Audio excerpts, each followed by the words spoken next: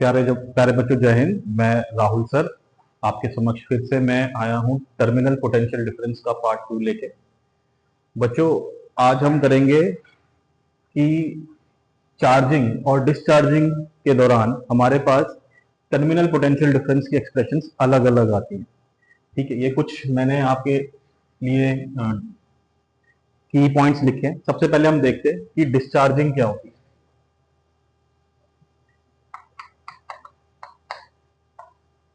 Discharging of a battery, discharging of a battery.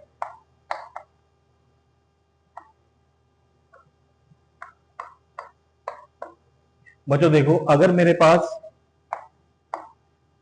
EMF या कोई battery source लगा हुआ हमारे पास और उसका इंटरनेशनल आर, तो इन एंड्स के अक्रॉस जो हमारे पास पोटेंशियल ड्रॉप आएगा उसे हम बोलेंगे टर्मिनल पोटेंशियल डिफरेंस। अगर बैटरी से करंट बाहर निकल रहा है, अगर करंट बैटरी से बाहर निकल रहा है यानी हम करंट फैच कर रहे हैं, ड्रॉ कर रहे हैं बैटरी में से, इसे कहते हैं हम discharging of a battery.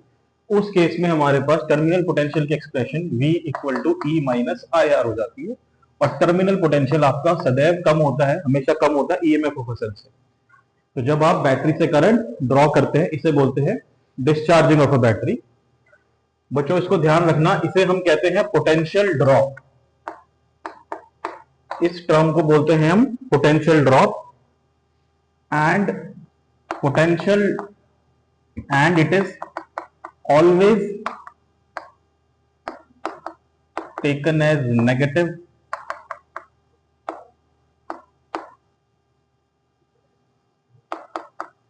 in a closed loop, in a closed loop while applying Kirchhoff's voltage law। तो बच्चों ये हमें ध्यान रखना है कि इस तरह का कॉन्सेप्ट जब भी आएगा उसे बोलते हैं हम डिस्चार्जिंग ऑफ अ बैटरी। आप करंट बैटरी से ड्रॉ कर रहे हो, terminal potential difference E equal to minus I R आएगा जिसमें V लेस देन E होगा, और पोटेंशियल ड्रॉप बोला जाएगा इस टर्मिनोलॉजी को। और ये हमेशा नेगेटिव लिया जाएगा जब आप किरचॉफ वोल्टेज लॉ लगाओगे, अभी जो हम नेक्स्ट सेक्शंस में देखेंगे किरचॉफ वोल्टेज लॉ, तो उस केस में पोटेंशियल ड्रॉप हमेशा नेगेटिव लिया जाता है। इसी के विपरीत जब हम चार्जिंग करते हैं, जब हम चार्जिंग ऑफ अ बैटरी करते हैं बेटा, तो उस केस में हमारा करंट बैटरी के अंदर जा रहा होता है।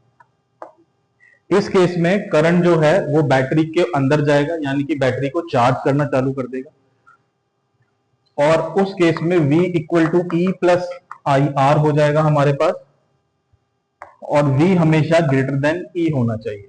कि जब भी हम बैटरी को कोशिश करेंगे चार्ज करने की, तो टर्मिनल पोटेंशियल की वैल्यू हमेशा ईएमएफ ऑफ अ सेल से ज्यादा होनी चाहिए। फॉर एग्जांपल, अगर आपके पास 1.5 वोल्ट की बैटरी है और आप उसे चार्ज करना चाह रहे हो, तो मेक श्योर कि जो आपका टर्मिनल पोटेंशियल है, जिस सोर्स से आप उस बैटरी को चार्ज कर रहे हो, उसका पोटेंशियल 1.5 से तो ज्यादा ही होना चाहिए, या तो 1.6 हो, 1.7 हो, 2 हो। तो उस केस में आपकी बैटरी चार्ज होना स्टार्ट हो जाएगी। इस कॉन्सेप्ट को बोलते हैं हम पोटेंशियल गेन।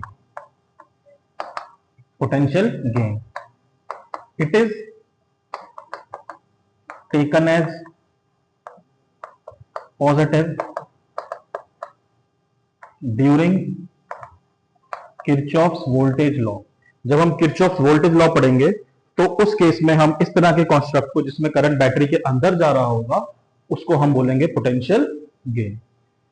जैसे बच्चों आपने समझा, अब हम समझेंगे कि चार्जिंग डिस्चार्जिंग के दौरान हमारे पास जो V equal to E minus I R होता है, terminal potential less than E होता है, हमने पहले भी देखा और अभी मैंने समझाया आपको। तो उस केस में क्या होता है, the direction of the current sent by a cell in an electric circuit is from positive to negative terminal outside of the cell and negative terminal to positive terminal inside the cell. जब भी आप battery से current ले रहे होते हो, तो उस केस में बाहर के सर्किट में, यानी एक्सटर्नल रेजिस्टेंस के पास, जो करंट की दिशा होती है वो पॉजिटिव टू नेगेटिव होती है। इसके विपरीत उस सेल के खुद अंदर जो डायरेक्शन होती है करंट की, वो क्या होती है, negative terminal to positive terminal inside the cell. This means positive charge always flow from negative electrode to positive electrode inside the cell, यानी कि सेल के अंदर नेगेटिव इलेक्ट्रोड से पॉजिटिव इलेक्ट्रोड की तरफ आपका चार्ज, पॉजिटिव चार्ज फ्लो करेगा। ये आपका डिस्चार्जिंग के दौरान हुआ, जब आपका V equal to E minus आ रहा है और V less than E. Next हमारे पास आता है जब हम बैटरी को चार्ज करते हैं। मान लो ये हमारे पास अनचार्ज बैटरी है, ये अनचार्ज बैटरी है, और ये हमारे पास मान लो हमारी कार है। कार कभी कभार अगर हम यूज नहीं करते लॉन्ग टाइम तक तो उसकी बैटरी डिस्चार्ज हो जाती है, तो हमें क्या करना पड़ता है, किसी दूसरे सोर्स को लाके, ईएमएफ सोर्स को लाके उस बैटरी को चार्ज करना पड़ता है। उस केस में बच्चों हमेशा ध्यान रखना, जब भी आप बैटरी को चार्ज करने की कोशिश करो किसी दूसरी बैटरी से या दूसरे ईएमएफ सोर्स से, तो हमेशा ध्यान रखना कि positive terminal of the battery को हमें पॉजिटिव टर्मिनल ऑफ द जो अनचार्ज बैटरी उससे कनेक्ट करना पड़ेगा। इसे मैं लिख देता हूं चार्ज, इसे चार्ज 1, और नेगेटिव को नेगेटिव से, पॉजिटिव को पॉजिटिव से, नेगेटिव को negative. Positive terminal is connected to the positive terminal of the other battery and negative terminal of one battery is connected to negative of other battery. तो positive से positive करेंगे, negative से negative. अगर आप ऐसा नहीं करोगे तो बच्चों गाड़ी का एसीएम खराब हो जाएगा, इससे आपको और ज्यादा नुकसान हो जाएगा। ठीक है, तो ये हमेशा ध्यान रखना कार की बैटरी को चार्ज करते हुए। अच्छा, इस प्रोसेस में होगा क्या, in this process current flows from positive terminal to negative terminal inside the cell. आपने यहां देखा, यहां पे नेगेटिव इलेक्ट्रोड सेल के अंदर नेगेटिव टर्मिनल से पॉजिटिव टर्मिनल तरफ करंट फ्लो कर रहा था, जबकि चार्जिंग के प्रोसेस में आपका पॉजिटिव से नेगेटिव की तरफ करंट फ्लो करेगा। ये हमारे पास चार्जिंग ऑफ द सेल आ गया, यानी कि V equal to E plus I R, और V हमेशा आपका ग्रेटर देन E होगा। अब बच्चों हम देखेंगे कि ईएमएफ ऑफ अ सेल किन किन चीजों पे डिपेंड नहीं करता, that is EMF of a cell is independent of, सबसे पहले quantity of electrolyte present in the cell. Cell के अंदर कितना इलेक्ट्रोलाइट की क्वांटिटी भरी हुई है उस पर डिपेंड नहीं करता। साइज ऑफ द इलेक्ट्रोड, यानी कि कितने बड़ी प्लेट्स हैं जो यूज की जा रही हैं बैटरी के अंदर, उन पे भी नहीं डिपेंड करता। और कितनी प्लेट्स जो हैं वो दूरी पर हैं, उनका डिस्टेंस ऑफ सेपरेशन कितना ज्यादा है, उन तीनों फैक्टर पे ईएमएफ डिपेंड नहीं करता। इन तीनों को बढ़ाने घटाने से ईएमएफ और सेल पे कोई फर्क नहीं पड़ेगा। मगर आप अगर देखें उसका नेचर ऑफ इलेक्ट्रोलाइट, अगर मैं इलेक्ट्रोड्स का नेचर, सॉरी जो रॉड्स हैं हमारे पास, जो इलेक्ट्रोड उसके अंदर डले हुए, उसको चेंज कर दूं, ग्रेफाइट यूज कर लूं या कोई और इलेक्ट्रोड यूज कर लूं, तो उनको चेंज करने से तुरंत ही हमारे पास ईएमएफ और सेल पे आपको चेंजेस दिखने लग जाएंगे। Nature of electrolyte of the cell पे भी आपका डिपेंड करेगा कि आपने जो इलेक्ट्रोलाइट यूज कर रहे हो, जो केमिकल यूज कर रहे हो, उसका नेचर क्या है। Quantity, size, quantity, distance of separation, area और क्वांटिटी ऑफ इलेक्ट्रोलाइट, इन सब पे नहीं डिपेंड करता, सिर्फ और सिर्फ नेचर क्या है और इलेक्ट्रोलाइट, इलेक्ट्रोड्स का और इलेक्ट्रोलाइट पे डिपेंड करता है।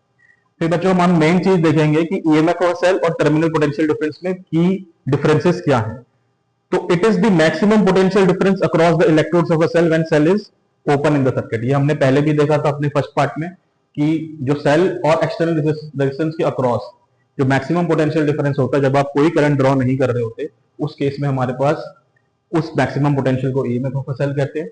टर्मिनल पोटेंशियल किसी भी दो पॉइंट्स के बीच में सर्किट में जो पोटेंशियल्स का डिफरेंस होता है when circuit is close, it is the difference of potentials between two points in a close circuit. किन्हीं भी दो पॉइंट्स के पोटेंशियल्स का डिफरेंस जब सर्किट क्लोज हो तो वो हमारा टर्मिनल पोटेंशियल हो जाता है।